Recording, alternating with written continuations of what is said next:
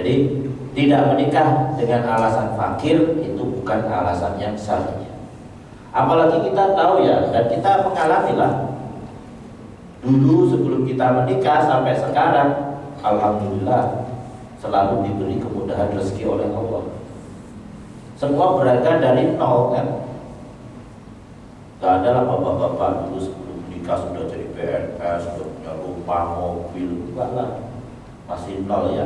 Dia masih honorer, terus nikah, terus kemudian diangkat dan seterusnya tambah maju dan ya kan.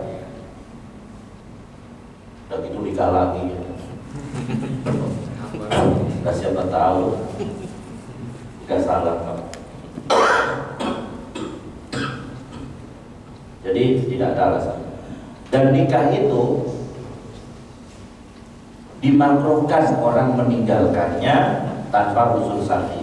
Artinya walaupun itu sunnah yang ditekankan, tapi kalau orang meninggalkannya tanpa alasan yang syar'i itu hukumnya makruh.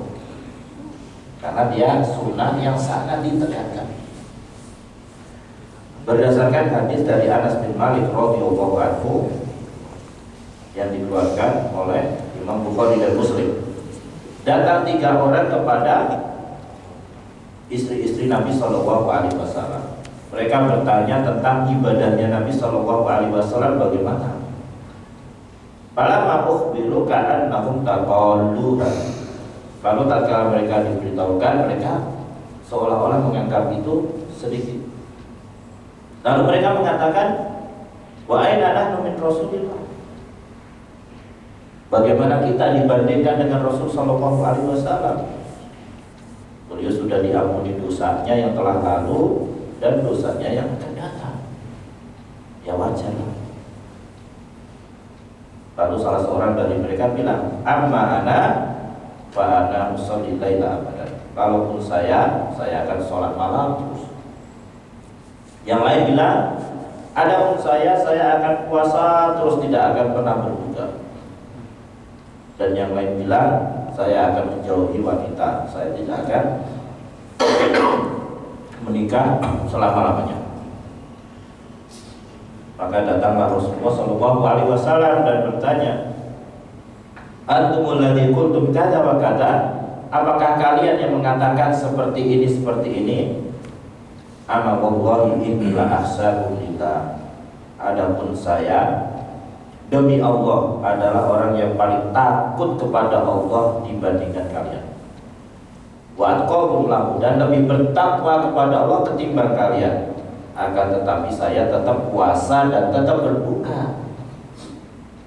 Ya, jadi bukan berarti Nabi Shallallahu Alaihi Wasallam itu orang yang paling bertakwa, beliau itu puasa terusnya. Beliau puasa juga, berbuka juga. Kadang-kadang dalam 1 bulan nggak pernah puasa. Kadang-kadang dalam 1 bulan puasa terus. Seperti itu. Jadi intinya ya nggak puasa terus. Wa usolli wa arqud, dan saya juga sholat dan saya tidur. Jadi nggak ada riwayatnya Nabi Shallallahu Alaihi Wasallam itu selalu ya sholat sepanjang malam, nggak ada.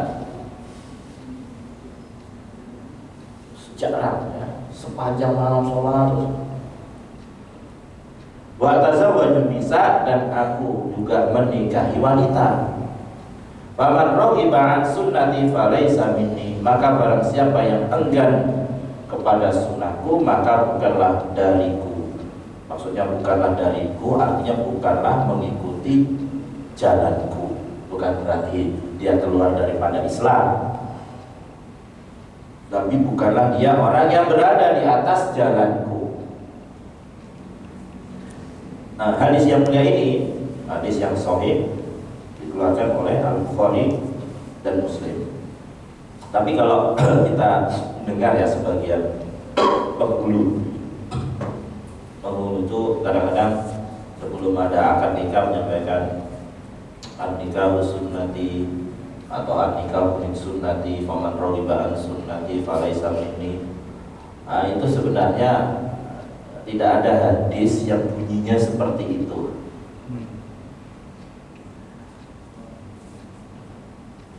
Yang ada di sini wa tazawwajun nisa, walaupun maknanya benar ya, tapi secara riwayat tidak ada yang bunyinya seperti itu secara riwayat. Yang benar fatazawwajun nisa. Faman raghiba an sunnati falaysa minni. Tapi kalau yang ada an-nikah min sunnati, ada hadisnya riwayat Ibnu Majah, tapi belakangnya nggak ada faman raghiba an sunnati falaysa minni. Sambungannya beda.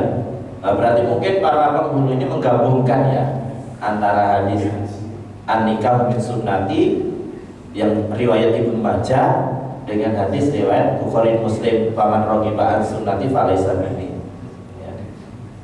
Tapi kalau yang riwayatnya Ibnu Majah itu bunyinya an-nikah min sunnati faman lam ya'mal bi sunnati falaysa minni. Faman lam ya'mal bi sunnati falaysa minni. Cuman hadis itu juga secara riwayat dilemahkan sebagian ulama, walaupun secara makna benar, bahwa intinya nikah itu adalah sunnah Nabi Shallallahu Alaihi Wasallam, sunnah yang sangat ditekankan, dan makruh orang meninggalkan sunnah kecuali dengan uzur yang syar'i. Nah, itu secara umum. Tapi bisa saja nikah itu menjadi wajib, bukan lagi sunnah.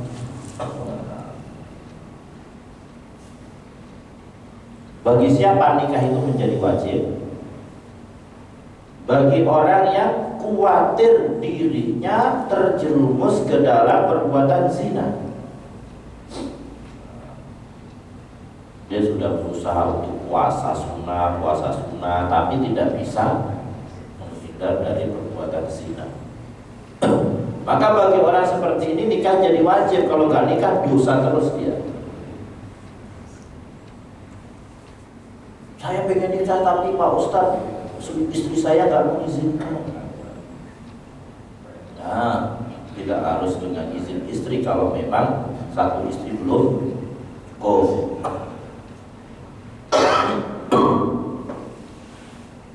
Terutama ketika orang itu masih bujang ya, belum punya istri sama sekali. Karena kalau sudah punya istri memang sudah ada sesuatu yang bisa melindunginya dari zina. Tapi kadang orang tidak cukup kan, beda-beda orang. Tapi kalau bujang, dia memiliki mohon maaf syahwat yang kuat, dia tidak menikah, terus terjerumus dalam perbuatan zina, maksiat, maka dia berdosa. Kenapa? Karena nikah ketika itu menjadi wajib. Nikah ketika itu menjadi wajib. Apakah ini bagi orang yang punya kemampuan ataupun juga bagi orang yang tidak punya kemampuan? Kan ada kalanya orang yang punya syahwat yang sangat tinggi itu ada kalanya kaya, punya duit. Ada kalanya miskin. Kalau yang kaya jelas wajib. Miskin berarti wajib. Kata ulama sepakat, orang yang punya kemampuan harta terus dia khawatir terjerumus perbuatan zina karena syahwatnya kuat, wajib baginya menikah. Kalau nggak nikah dosa. Jadi nggak ada alasan belum ketemu jodohnya. Nah, dia mungkin terlalu idealis. Yang kayak gini ya susah lah. Kalau sudah begitu mah udahlah, merem sedapatnya lah. Bismillah maksudnya, tawakal. Jadi nggak usah terlalu idealis, milih yang kayak gini. Ya. Jadi kalau dia punya kemampuan tuh nggak mesti harus kaya banget ya kan. Punya kemampuan memberi nafkah, terus dia punya kekhawatiran terjerumus dalam zina karena syahwatnya, maka wajib baginya nikah. Nah, tapi kalau dia syahwatnya tinggi tapi nggak punya kemampuan, gimana itu? Di satu sisi syahwatnya tinggi, dia harus jaga itu dengan nikah kan, bukan dengan yang haram zina. Tapi di sisi yang lain dia nggak punya kemampuan, maka sebagian ulama ada yang mengatakan nggak wajib, tapi yang sahih wajib. Kenapa? Tadi surah An-Nur ayat 32 tadi, iyakunu fuqara yughnihimullahu min fadli. Kalau mereka fakir, Allah akan memberikan kekayaan. Orang dalam kondisi syahwatnya sedang aja, gak ada alasan meninggalkan nikah gara-gara dia miskin. Apalagi yang kondisi syahwatnya tinggi, lebih dituntut lagi. Tapi bisa juga sih nikah itu jadi makruh. Bagi seseorang nikah itu bisa jadi makruh, Pak. Walaupun secara umum tadi nikah itu hukumnya sunnah yang sangat ditekankan, tapi bisa jadi makruh, bahkan bisa jadi haram. Misalnya ketika dia memang tidak punya syahwat yang tinggi, artinya lemah, ini makruh. Lah kasihan kalau dia nikah, kecuali istrinya ridho, tidak apa-apa. Kalau istrinya menerima ridho, tidak apa-apa. Bahkan nikah itu kata ulama bisa jadi haram ketika apa?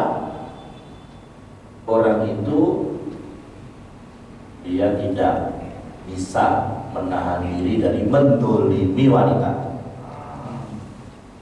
Jadi ringan tangan. Udahlah dia fakir banget tapi ringan, bisa jadi haram. Kalau masalah fakirnya aja nggak apa-apa. Kalau masalah fakirnya saja nggak apa-apa, bisa Allah kasih kekayaan dengan menikah. Makanya Umar radhiyallahu anhu mengatakan, saya tidak tahu jalan untuk mencari kekayaan selain daripada nikah.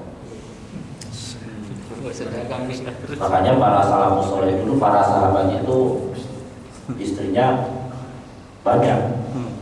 Maksudnya banyak, nggak sampai lebih dari 4 lah. Menikah terus meninggal, nikah lagi, atau mungkin cerai, nikah lagi. Karena itu termasuk cara untuk mencari kekayaan. Jadi bisa menjadi haram kalau dia itu sebenarnya syahwatnya tidak tinggi. Bisa juga karena dia dolim kepada wanita, ya kan? Kita tidak boleh menikah bahkan haram. Itu hukum menikah itu berarti secara umum apa? Sunnah yang sangat ditekankan, sunnah muakkadah. Makruh meninggalkannya kecuali uzur syar'i. Tapi hukum nikah secara perorangan bisa berbeda-beda tergantung kondisi orang tersebut. Bisa menjadi wajib kalau dia khawatir terjerumus dalam zina. Dia udah berusaha puasa, walaupun dia fakir, wajib. Walaupun sebagian mengatakan kalau fakir ya wajib. Bisa menjadi makruh kalau dia tidak memiliki syahwat yang tinggi, lemah, kecuali istrinya ridho. Bisa menjadi haram kalau dia orang yang suka mendolimi wanita. Dikatakan, maka tidak boleh dia menikah. Kalau dia menikah nanti mendolimi istrinya terus. Tapi bagi sesiapa yang memang tidak mampu menikah, kenapa? Karena dia tidak punya kemampuan materi. Maka sebelumnya dia harus coba dulu dengan berpuasa, memperbanyak puasa sunnah. Sebagaimana Nabi Shallallahu Alaihi Wasallam bersabda, ya masyarus syabab, man istata'a minkumul ba'a falyatazawwaj. Wahai segenap pemuda, berarti ditujukan para pemuda. Nah, kita termasuk pemuda bangga. Kalau dalam masalah ini semuanya pengen disebut Muda.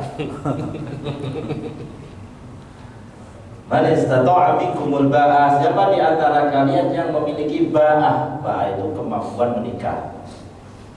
Ada yang mengartikan itu kemampuan yang khusus untuk berhubungan suami istri, bukan kemampuan materi. Ada yang mengartikan itu. Falyatazawwaj, hendaklah dia menikah. Fa innahu aghaddu lil basar wa ahsanu lil farj. Karena itu lebih menundukkan pandangan dan menjaga kepala. Famalam yastati fa'alaihi bis-shaum. Barang siapa tidak mampu, hendaklah dia puasa. Fa innahu lahu wija. Karena sesungguhnya puasa itu bisa menahannya. Makanya pemuda-pemuda sekarang itu, apalagi kondisi fitnah di mana-mana, lebih bagusnya segera nikah. Yang ditunda-tunda, ketika dia kelihatannya siap menikah, langsung nikahkan Pak. Dan ditunda-tunda. Gak ada salah kok orang itu menikah masih muda. Rasul Shallallahu Alaihi Wasallam menikahi Aisyah radhiyallahu anha umurnya 6 tahun, walaupun baru bercampur ketika umur 9 tahun. Nabi Shallallahu Alaihi Wasallam meninggal, Aisyah baru umur 18 tahun.